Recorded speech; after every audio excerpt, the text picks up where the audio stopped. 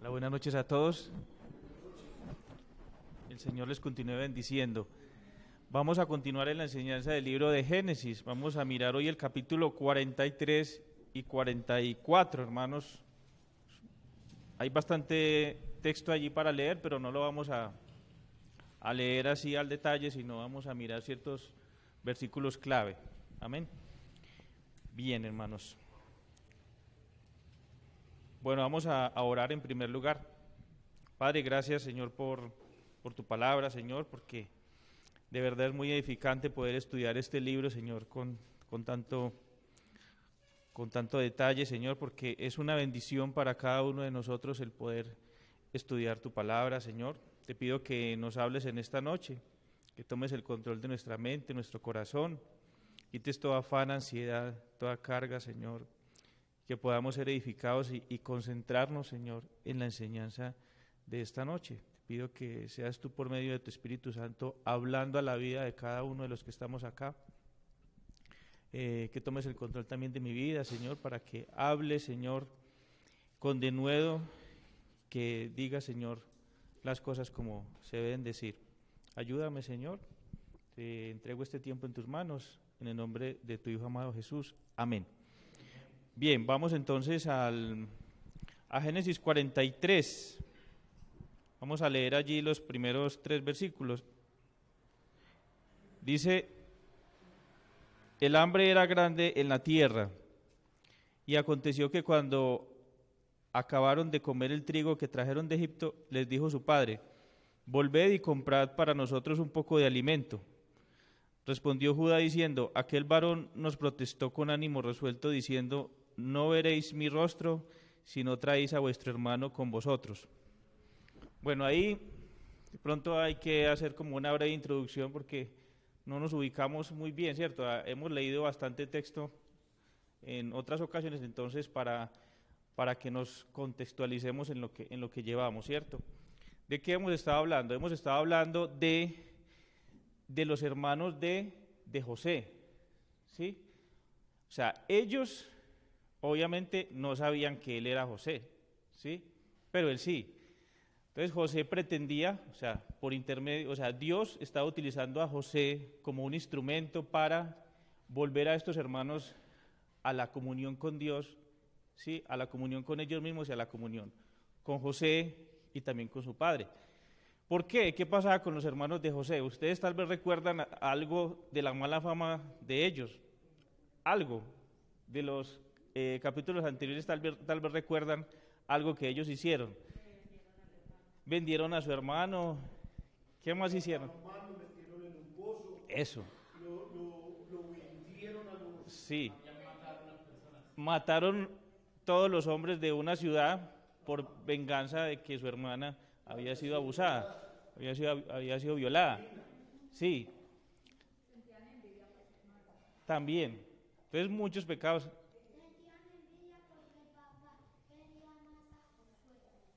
Eso, vea, todo lo que... eso, todos esos pecados los estaban encima de estos muchachos. O sea, yo considero que eran personas muy sensibles, ¿no? O sea, metieron a su hermano en una cisterna y se sentaron común y corriente a comer pan, ¿cierto? Eso lo leemos por allá en Génesis 34, me parece que es que... 37, perdón, sí, 37, gracias hermano. Tenían, además que eran engañosos, ¿cierto? Esos hombres que ellos mataron lo hicieron por engaño, ¿cierto? Les dijeron: sí, nosotros vamos a hacer un pacto con ustedes, los hicieron circuncidar y luego cuando sentían más dolor, los acuchillaron a todos, ¿sí? ¿Qué más podemos decir? Judá, por ejemplo, Judá era una persona hipócrita, ¿cierto? Que juzgaba y decía: esta merece morir, pero él también tenía grandes problemas en su vida, ¿no? Eso lo aprendimos en Génesis 38, perdón. Hipocresía, engaño, fornicación. Entonces, todo eso, ¿cierto? Dios tenía que tratar con ellos de alguna manera y está usando a José para llevarlos a la comunión. Entonces, ahí pues es como el trasfondo de eso. Ya hemos visto que ellos, acosados por el hambre, fueron a Egipto por alimentos. Eso lo aprendimos en Génesis 42, la semana pasada. Bueno, lo aprendimos. ¿Cuál fue el trato que les dio José a sus hermanos cuando ellos fueron por alimentos?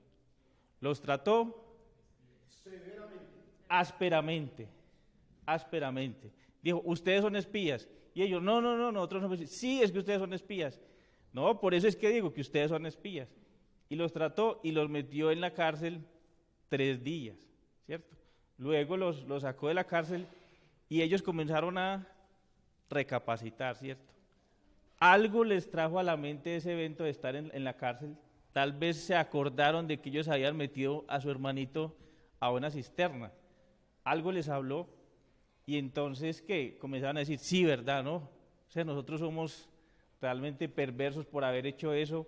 Cuando nos clamaba y nos decía que lo sacáramos de ahí, nosotros no lo escuchamos.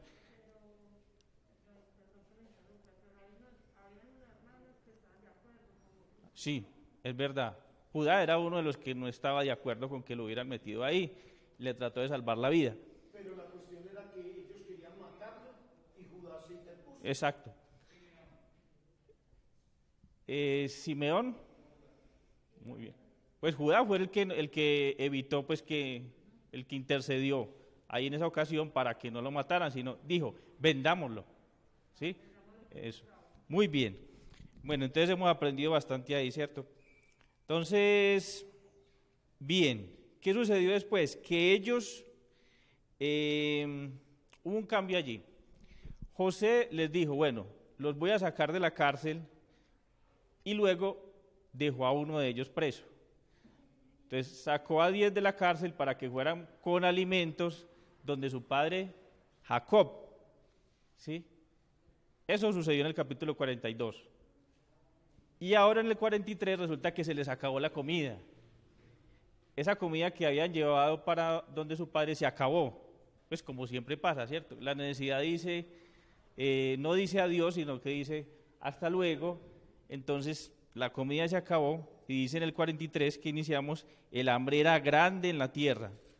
Era grande, ¿sí? Entonces, y dice en el 2 que cuando se acabó el trigo, entonces, ¿qué les dijo su papá Jacob? Vayan, compren algo de alimento. ¿Y qué les dijo Judá? No iremos porque tenemos que ir con nuestro hermano menor y si no, Eso. José les había puesto una condición y era que si volvían allá, tenían que volver con su hermanito menor que se llamaba Benjamín. Entonces Judá les dice, no vamos a ir si no lo llevamos porque José nos dijo que no podíamos ir sin él. Eso lo vemos en el versículo 3, versículo 4. Listo. Bien, si adelantamos un poquitico ahí, al versículo 8, dijo, entonces Judá dijo a Israel su padre, envía al joven conmigo, o sea, a Benjamín, y nos levantaremos e iremos a fin de que vivamos y no muramos nosotros, y tú y nuestros niños. Yo te respondo por él, a mí me pedirás cuenta, si yo no te lo vuelvo a traer, y si no lo pongo delante de ti, seré para ti el culpable para siempre. Le dijo Judá a Jacob, ¿sí? Pues si no nos hubiéramos detenido, ciertamente hubiéramos ya vuelto 2 veces. Entonces Israel, su padre, le respondió, Israel, o sea, Jacob, que también se llama, le respondió, pues que así es, hacedlo, tomad de lo mejor de la tierra en vuestros sacos y llevad a aquel varón un presente, un poco de bálsamo, un poco de miel, aromas y mirra, nueces y almendras, y tomad en vuestras manos doble cantidad de dinero, y llevad en vuestra mano el dinero vuelto en las bocas de vuestros costales. Quizá fue equivocación. Aquí se está refiriendo al dinero que les devolvió José cada uno en su costal. Entonces él dijo, de pronto se equivocó, vuelvan y pongan dinero y más dinero para comprar más alimentos, ¿sí? Dice el 13, tomad también a vuestro hermano y levantaos y volved a aquel varón, o sea, a vuestro hermano Benjamín, y el Dios omnipotente os dé misericordia delante de aquel varón y os suelte al otro vuestro hermano y a este Benjamín. Y si he de ser privado de mis hijos, séalo. Al final Jacob deja todo en manos del Señor, el Dios omnipotente. Bueno, vayan, que Dios suelte que Dios que hayamos misericordia de la mano del Señor, que suelte al que está preso y que este Benjamín, si lo ponen preso, pues que también lo suelte, ¿no? Es como la petición de Jacob. Bien, hasta ahí de pronto no sé si es como claro, si hay mucho enredo ahí, si se entiende. ¿Está bien? Bueno, nosotros de aquí podemos ver entonces varias cosas. O sea, primero, el trato duro que tuvo José con sus hermanos, ¿sí? Como instrumento de Dios para restaurarlos, ¿no? Ahora vemos que el hambre los sigue acosando y que se tienen que humillar de nuevo para volver por alimento, ¿cierto? Y qué duro es, ¿cierto? Cuando uno lo tratan mal y tener que volver a verle la cara a la persona que lo trató mal y saber que el hambre lo está acosando a uno, que la necesidad es fuerte, eso es algo duro. Y yo esto lo inclino, pues, lo estoy dirigiendo al pensamiento de que cómo trata Dios con el pecado de las personas y cómo lo hace Dios. O sea, Dios quebranta primero el orgullo de una persona. O sea, Dios lo lleva a veces a que tenga necesidad, ¿sí? A que se tenga que humillar delante de otro que es áspero con uno, como lo era José para con ellos. Eso es lo primero que Dios estaba obrando en la vida de ellos, el orgullo, ¿no? Y tomo como ilustración también, que la traía acá, era cómo un terapeuta trata una herida o trata una quebradura o una torcedura.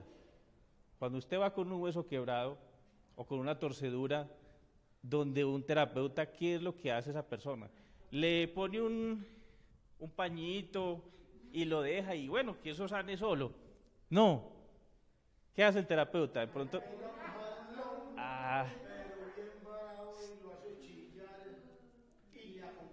y lo acomoda, esa es la idea. Entonces, acomodar ese brazo, volverlo a la posición original, eso duele. Y mucho, ¿cierto? Cuando tenemos una herida, yo me acuerdo, o sea, no le ponían simplemente un trapito, sino el alcohol, el desinfectante, y eso arde, ¿cierto? Eso duele. Entonces, primero es una purificación, es una limpieza, es una alineación de la extremidad, y luego ya sí hay un trato diferente, ¿cierto? Hay un trato más suave luego de que ha pasado ese dolor, ¿cierto? Eso ya es un trato ya diferente. Dejar ese músculo ahí inmóvil y en fin. Pero primero, el trato duro. El trato duro. Bueno, esa es como la idea. Esa es la idea que llevo. No sé si me hago entender. ¿Sí? Entonces, primero se buscó el arrepentimiento de esas personas. ¿Sí? Era lo que Dios estaba queriendo hacer. La necesidad es algo fuerte y casi siempre nos vemos acosados por ella, ¿no? Y Dios utiliza eso para llevarnos a sus pies. Bien, entonces también vimos entonces que Jacob al final acepta esta situación. Ellos se devuelven allí donde José, y en el versículo 16 dice que y vio José a Benjamín con ellos y dijo al mayordomo de su casa: lleva a casa a estos hombres y degüella una res y prepárala, pues estos hombres comerán conmigo al mediodía. Entonces, ¿cómo es ese cambio de actitud de José? O sea, ¿por qué los trató mal y ahora viene como pretendiendo a tratarlos como bien, ¿cierto? O sea, que tengan un banquete. Es aquí donde yo digo que viene el trato ya suave, ¿no? O sea, como la parte suave. Bueno, ustedes están ya recapacitando, ¿sí? Están volviendo realmente en sí. Ahora vamos a tratarlos de una manera digna. ¿Sí? Listo. ¿Qué sucedió? Vamos a leer aquí algunos versículos. 17. E hizo el hombre como José dijo y llevó a los hombres a casa de José. El mayordomo los llevó a la casa de José. Entonces aquellos hombres tuvieron temor cuando fueron llevados a casa de José y decían, ¿qué decían? Por el dinero que fue devuelto en nuestros costales la primera vez nos han traído aquí para tendernos lazo y atacarnos y tomarnos por siervos a nosotros y a nuestros asnos. O sea, es tremendo cuando uno tiene una conciencia culpable, ¿cierto? O a veces, como dice la gente, el ladrón juzga por su condición. O sea, ellos eran personas que habían engañado a otros y ahora piensan, no, nos van a engañar, nos van a encerrar, nos van a tomar como siervos y aquí nos vamos a quedar. O sea, realmente se sentían acosados, es lo que yo veo acá, ¿no? Así pretendieran hacerles bien y decían, algo se traen entre manos. Bueno, vemos ahí enseguida que ellos se acercan al mayordomo y le dicen, no, pero es que mire que nosotros de verdad, ese dinero fue que estaba ahí en ese saco, mire, y él les dice, no, tranquilos, o sea, Dios fue el que puso ese dinero ahí, yo ya recibí lo otro, no hay problema. Les dice inclusive una palabra interesante, en el 23 dice, él les respondió, paz a vosotros, no temáis, ¿sí? Algo parecido a lo que le dijo el Señor a sus discípulos, ¿cierto? Paz a vosotros. 24, y llevó aquel varón a los hombres a casa de José y les dio agua, y lavaron sus pies, y dio de comer a sus asnos. Dice también, bueno, ellos prepararon el presente que les llevaban, el que les mandó Jacob, bueno, eso lo dice el versículo 25. En el 29 dice, y alzando José sus ojos, vio a Benjamín su hermano, hijo de su madre, y dijo, ¿es este vuestro hermano menor, de quien me hablasteis? Y dijo, Dios tenga misericordia de ti, hijo mío. Entonces José se apresuró, porque se conmovieron sus entrañas a causa de su hermano, y buscó dónde llorar. Y entró en su cámara y lloró allí. Y ahí, bueno, ahí no dice que a gritos, pero... Y lavó su rostro y salió y se contuvo y dijo, poned pan. Entonces vemos que realmente José tenía un carácter sensible, ¿no? O sea, dice que se conmovieron sus entrañas apenas vio a su hermanito Benjamín. Hacía 13 años que no veía a Benjamín. Benjamín era hijo de su madre Raquel y de Jacob. Era su único hermano. ¿Cuándo? ¿Ah? De padre y madre, sí. O sea, su único hermano, pues, de padre y madre, sí. Buena. Cuando Benjamín nació, la mamá murió, Raquel murió. Entonces uno piensa cómo fue la vida de Benjamín en medio de sus hermanos cuando José, pues, se fue. O sea, debió haber quedado muy solo, muy desamparado en el mundo. Y también el amor de Jacob hacia Benjamín, ¿no? Sabiendo que era el único que le quedaba de los dos que había tenido con Raquel. O sea, por eso estaba tan renuente a dejarlo ir con sus hermanos. Sí, bueno, si se pierde y entonces ya definitivamente mi vida va a ser muy triste, ¿no? O sea, sabiendo que Raquel era su esposa muy amada. Entonces, todo eso hay que tenerlo en cuenta para entender por qué se conmovieron las entrañas de José, ¿cierto? O sea, al ver a su hermano que hace 13 años no lo veía. Eso es importante. Bueno, vamos a leer en el versículo 32. Y pusieron para él aparte y separadamente para ellos y aparte para los egipcios que con él comían, porque los egipcios no pueden comer pan con los hebreos, lo cual es abominación a los egipcios. Entonces pusieron mesas aparte para los egipcios, para él, o sea, para José y los sirvientes egipcios, y aparte para los hermanos de José, porque no pueden comer juntos. Hay una situación allí que no se podían sentar a la mesa juntos. O sea, esa para unos era abominación, para los otros también. 33. Y se sentaron delante de él el mayor conforme a su primogenitura y el menor conforme a su menor edad, y estaban aquellos hombres atónitos mirándose el uno al otro. Entonces los colocaron así en ordencito, o sea, ¿cuál era el mayor? Así en orden descendente hasta el menor. Entonces ellos estaban sorprendidos, pero ¿y este hombre cómo sabe realmente quién es quién, quién es el mayor, quién es el menor? Y así estaban sorprendidos, pero, o sea, ¿quién? Algo les estaba circulando en la cabeza, ¿no? Pero, o sea, este hombre conoce mucho de nosotros, ¿sí? Creo que los estaba, yo creo, poniendo a pensar demasiado. Dice el 34, el último versículo del 43, y José tomó viandas delante de sí para ellos, mas la porción de Benjamín era 5 veces mayor que cualquiera de la de ellos. Aquí vemos cómo José hace algo especial, y es que toma los alimentos de su misma mesa y se los lleva a sus hermanos. O sea, aunque estaban en mesas separadas, o sea, él hace algo inusual, y es de su misma mesa ponerles allá a ellos. Entonces, seguramente se sintieron, ¿cierto?, dignificados por lo que está haciendo José. O sea, José siendo el primer ministro de Egipto, y de pronto poner como esa atención en ellos, ese cuidado, seguramente que estaban sintiendo algo especial allí, ¿no? Y de la misma manera vemos el trato que Dios nos da, ¿no? O sea, a veces un trato duro, pero el trato también es digno, ¿no? O sea, cómo pone atención en nosotros, en pequeños detalles de lo que necesitamos. O sea, eso solamente lo hace Dios, ¿no? O sea, de su misma mesa nos da a comer, ¿no? Nos alimenta. Y de pronto vemos acá un tipo de la cena del Señor, ¿no? Donde el Señor invita a su mesa, ¿sí?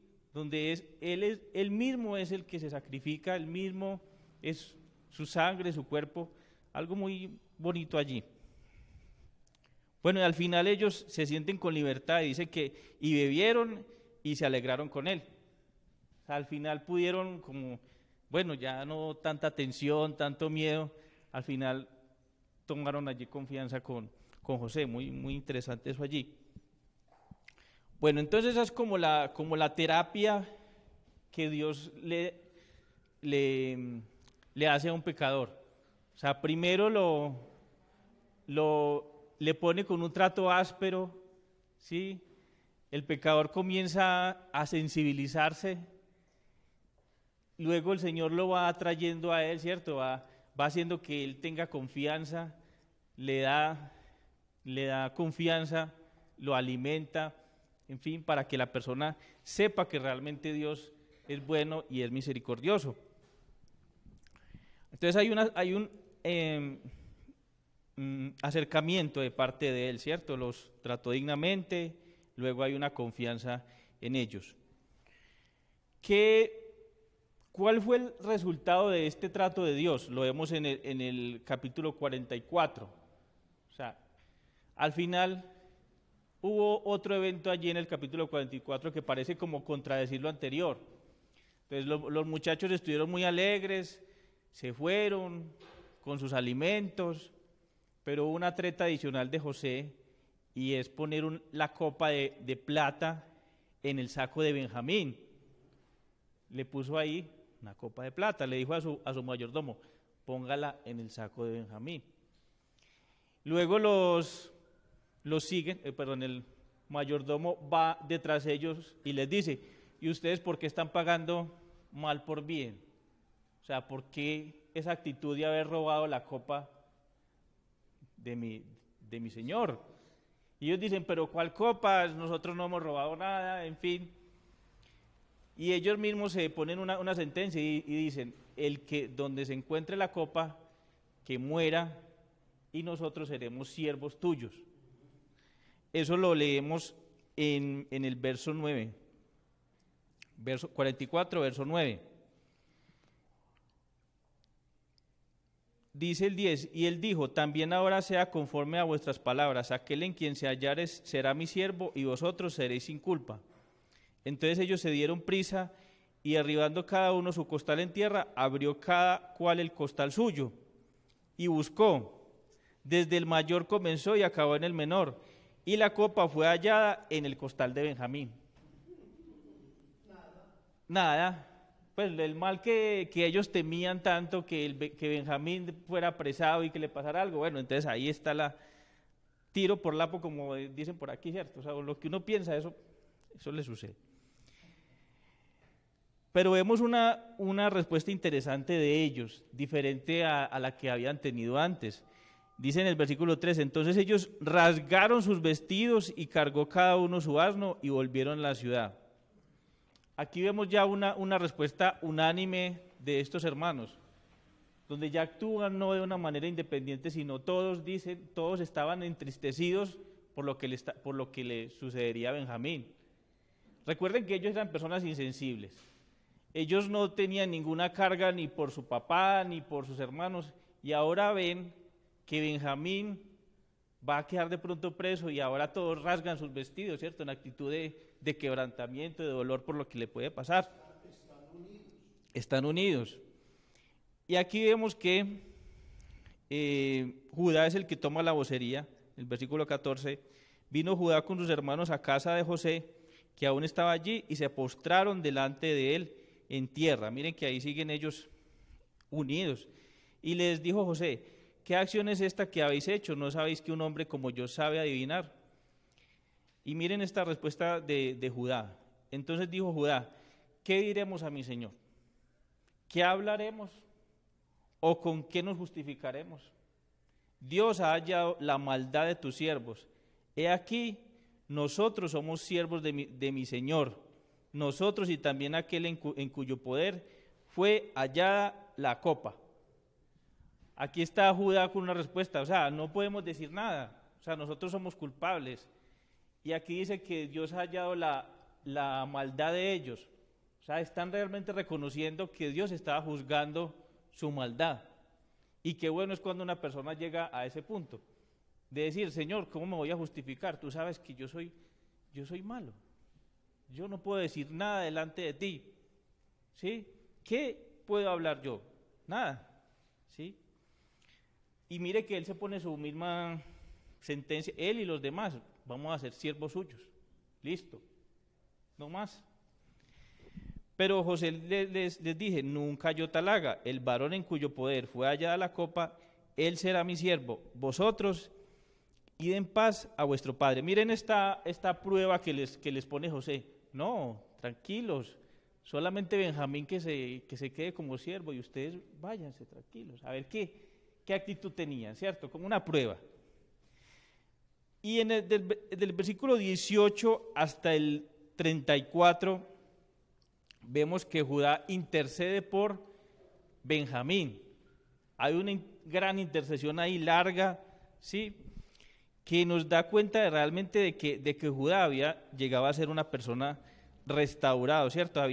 Se había vuelto alguien realmente sensible a la necesidad, ¿sí? Vemos su sensibilidad en los versos 30 al 32. Mire lo que dice.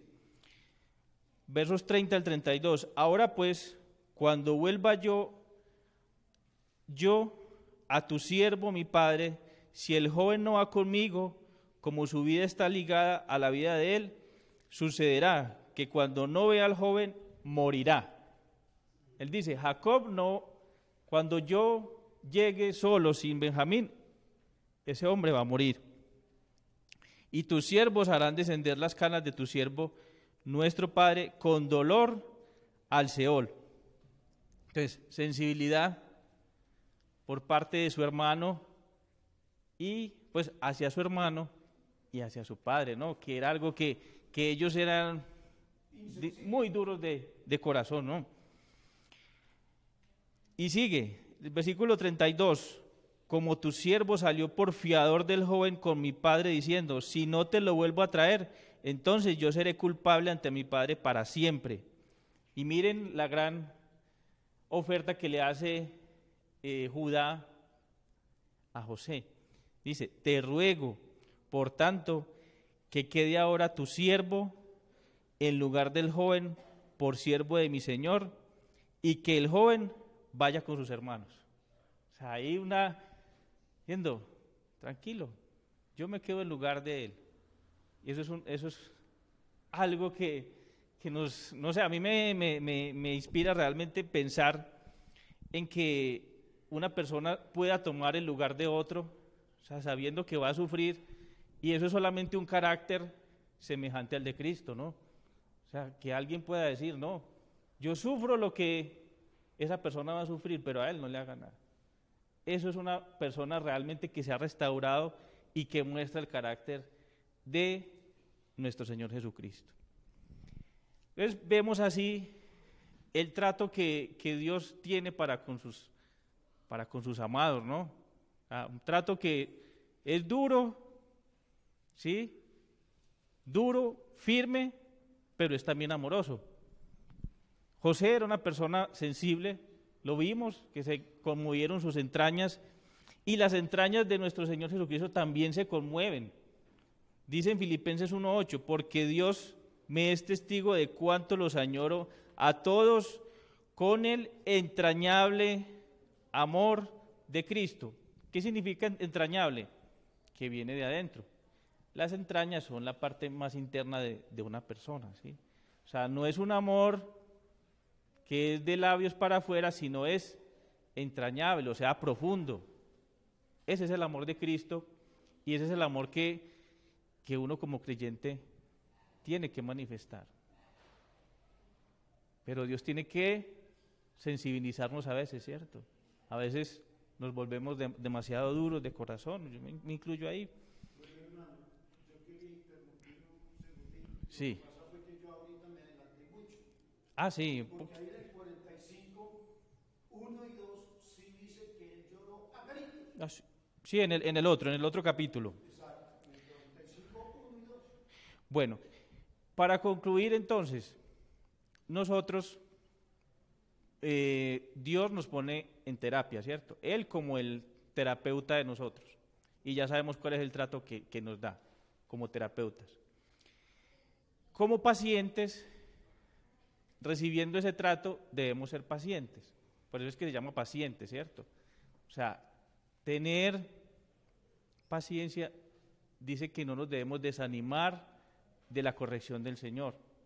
¿Sí? ¿Por qué? Porque el Señor nos ama. O sea, si estamos sufriendo la disciplina de Dios, debemos pensar en que Dios es bueno y lo que está haciendo es para nuestro bien, ¿cierto? Porque veamos a Dios que de una manera entrañable sufre con nosotros y así no nos vamos a desanimar.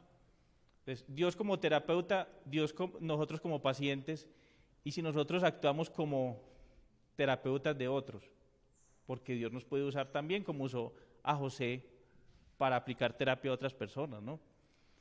No es la lección acá que nosotros seamos ásperos con otros, no es la lección, sino que el amor debe ser firme, ¿sí? Debe haber misericordia y verdad. Misericordia para ponernos en el lugar de la otra persona a la cual estamos tratando, y verdad, ¿cierto? Para decirle realmente en qué está fallando, y eso nos lo habla Gálatas 6:1, ¿cierto? Amados hermanos, si otro creyente está dominado por algún pecado, ustedes, que son espirituales, le habla a personas espirituales, que son los que pueden aplicar terapia, si son carnales no pueden, deberían ayudarlo a volver al camino recto. ¿Y qué es ayudarlo a volver al camino recto? Enderezar esos huesos que están quebrados, ¿cierto? Eso es enderezar. Eso duele, como les dije. Con ternura y humildad. Y tengan mucho cuidado de no caer ustedes en la misma tentación. O sea, póngase en los zapatos del otro antes de aplicarle alguna terapia, ¿cierto? Todo eso es lo que nosotros podemos aprender humanamente cuando nos veamos en esa situación de restaurar a una persona. Bien, hermanos, con eso los dejo. Creo que es bastante allí lo que podemos aprender. El Señor les bendiga y que lo podamos llevar a la práctica. Vamos a orar. Padre, gracias por la enseñanza, por esta noche, porque nos conmueve, Señora, a obrar de una manera sensible, de una manera amorosa, Señor, aunque firme por nuestros hermanos, Señor. Ayúdanos, Señora, a hacerlo bien,